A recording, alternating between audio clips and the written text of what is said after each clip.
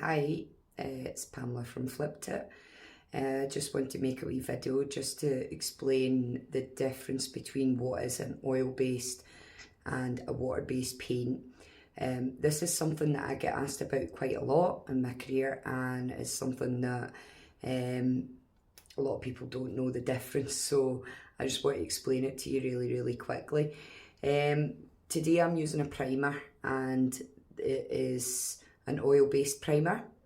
And the difference between that and the the water-based alternative that I usually use is mainly drying time. An oil-based paint will take a lot longer to dry than its water-based alternative. An oil-based paint may take up to 16 to 24 hours to dry completely. However, you should be able to touch it in about 4 to 6 hours. In contrast to that, a water-based paint will only take about 4 to 6 hours to dry completely, and will be touch dry in about an hour or two. So that's the most obvious difference between the two. But for the purpose of this video, I just want to explain in a wee bit more detail what the other differences between them are.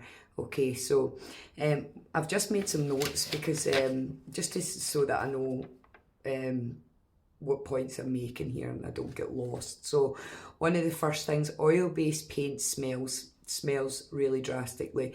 This is the type of paint that when you pop the tin, the smell will permeate throughout the entire house. You have to have adequate ventilation. It will stink for quite some time, usually a couple of days to a few days afterwards. And also it requires PPE to apply. You really don't want to be applying oil-based paint without a mask on. If you do, because of the high VOC content or the toxicity of it, you may develop a headache, dizziness, lightheadedness. So when you're using an oil-based or a solvent-based paint, you really must make sure that the area is well ventilated and that all adequate safety equipment's used. The other difference is the cleanup. There's also chemicals required for the cleanup with an oil-based paint.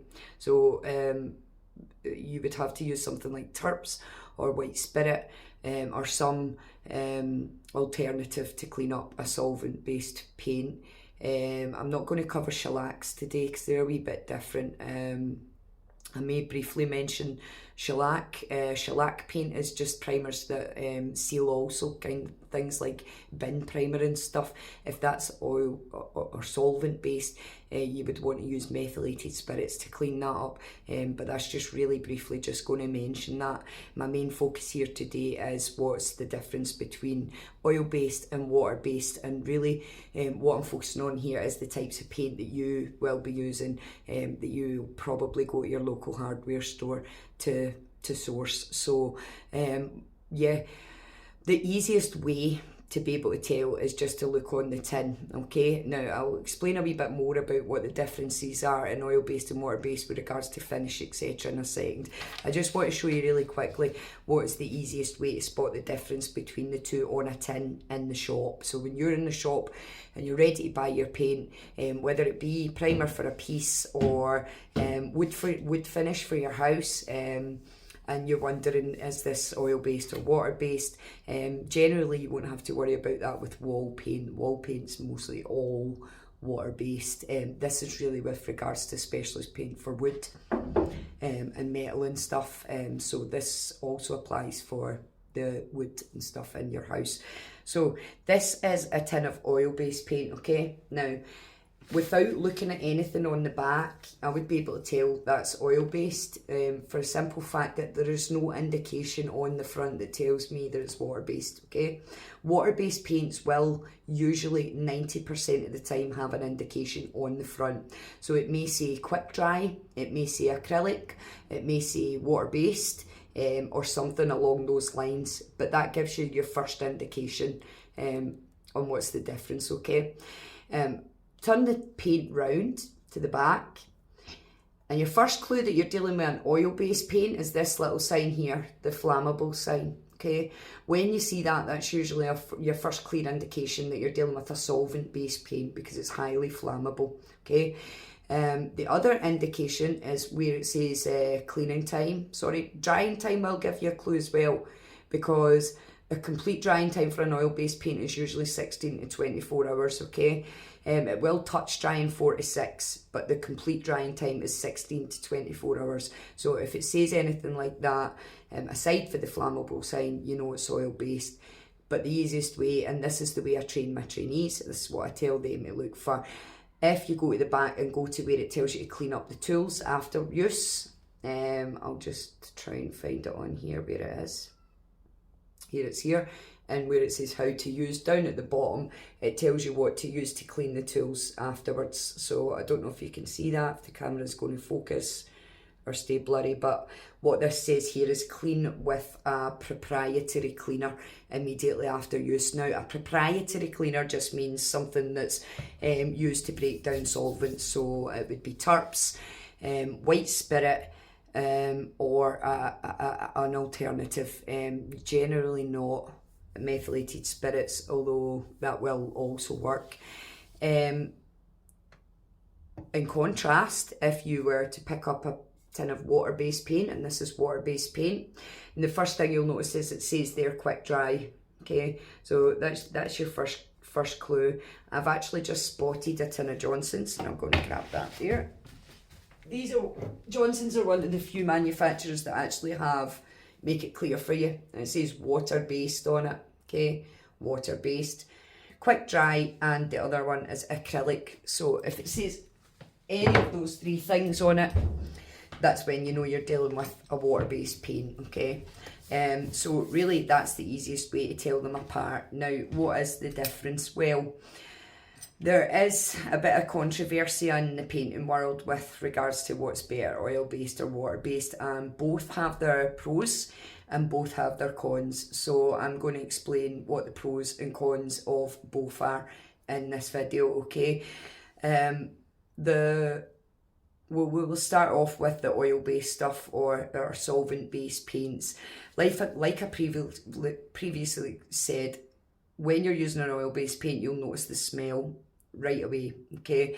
It's really strong, requires ventilation, and the reason why is because it has a high solvent content. It's highly toxic for the environment. It can cause respiratory problems in people who already have difficulty breathing. Children with asthma and stuff, I wouldn't generally recommend using an oil-based paint in your property. Usually when I go to do a job for a client, one of the first things, if I haven't already noticed, if they have young children or elderly people at home, I'll ask them, is there anybody with breathing problems in the house? Most people don't know the difference between what's oil-based and water-based. They're relying on you as the painter to tell them. So usually they'll ask me why, and I'll say to them it's because of the volt content. It's you can probably hear it in my voice. I've been doing this a long time, and for the first few years I wasn't, shall we say, very good at wearing my PPE. So yeah, but anyway. It has cost me in the long run, and that's why I know for a fact that long-term exposure to oil-based paints can cause respiratory illness or respiratory problems. One of the benefits, that was one of the downsides of oil-based paint, is the smell. The other thing again I mentioned is the longer drying times. Because it takes longer to dry. If you have like pets at home, they have to basically be evicted for 24 hours while your paint's all drying. So unless you want them to either end up with paint on them or their hairs to end up on your paint finish. So advisable when using oil-based paints to keep pets out the way. Not just that, because of the high volt content, pets are a wee bit more susceptible, a wee bit more sensitive, and a wee bit more susceptible to these kind of particles and chemicals than what we are. So if it were to make anybody sick, it would make your pets sick first. Also the fact that it's a difficult clean-up, so it does require additional chemicals to clean up, and that means that if you get it on your skin, etc., well, the best way to get it off your skin is just to soak it in water, but it means that if you're having to use chemicals to clean it up, that again is exposed to your skin. Always use gloves and a mask when you're using oil-based paint, and try and limit contact with your skin, and that goes for the turps as well during the clean-up. Wear gloves and a mask when you're cleaning up using the turps as well. Some of the benefits of using oil-based paints are that they are more durable, which means they'll last longer. They'll stand the test of time. They are more they're more resistant to scratches and chips and wear than what their water-based alternatives are. So for that reason, I think a lot of old-time painters who got used to working with the chemicals and the smells and stuff do prefer oil-based paints. One of the things I will mention though is when it comes to using brilliant white in an oil-based finish, because of the higher alkyd resin and the higher amount of alkyd resin using that paint, it has a slight tendency to yellow quicker. Now that's not to say it's going to yellow within a year, it just means that it will start to yellow a wee bit quicker than what its water-based counterpart maybe. With oil-based paint, what else should I mention? The fact that it is open for longer. Okay, so what that means is when you're painting with an oil-based paint, you'll have more working time. If you make a mistake, if you notice that a wee hair's landed in your finish that you did half an hour ago to an hour ago, usually you will still have enough time to pick that out and lay it off again, and it'll level out again smoothly. However, if you try that with a water-based paint, you'll know all about it. It dries too quickly, so what will happen is if you try to go back over it, it'll drag through the paint and it'll take off the paint that you've already put on, because that paint started to set up and harden. We have a wee saying in the paint world that one of my old tradesmen said to me, and I've never forgot it, when you're dealing with water-based paint, and that's lie it down, lie it off, and get to, I can't bleep, so I'm just gonna, you get the idea, but move away from it quickly. So don't spend too much time trying to smooth it out and get it to lie down. Just lie it down, lie it off, be bold, confident, and move away from it and give it its time to dry. If you have noticed that there's a hair or something in it, simply let it dry and then pick that out and give it a wee light rub and before you recoat it. All paint takes 2 coats. One of the first things I learned when I was training as well in college, the first thing that our lecturer taught us was there's no such thing as one coat paint, no such thing. And even if it says 1 coat on the tin, all paint looks good after 2 coats. It's just a fact, okay? With water-based paint, I'm going to explain what the difference is now. Basically, yeah, it's oil-based alternative smells. Water-based is a low odour. The volt content, like I've previously mentioned, the toxicity, much lower in a water-based paint.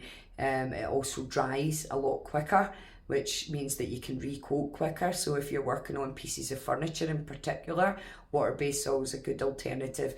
But again, if you're doing, like say, the woodwork in your house, it means that if you've got large family pets, etc., you can let them back in the room or back in the house quicker.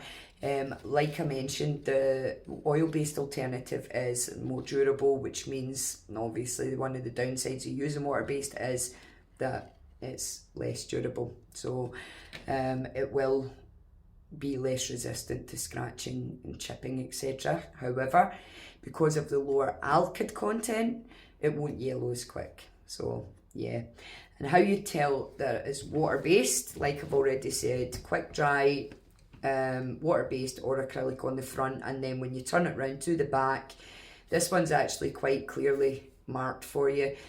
You don't have to go to the tiny detail, however it is still in there as well on how to use. But here we've got a little guide. Johnson's are really good, I must admit. I do like Johnson's paints. But you've got, and by the way, I'm not being paid to promote them.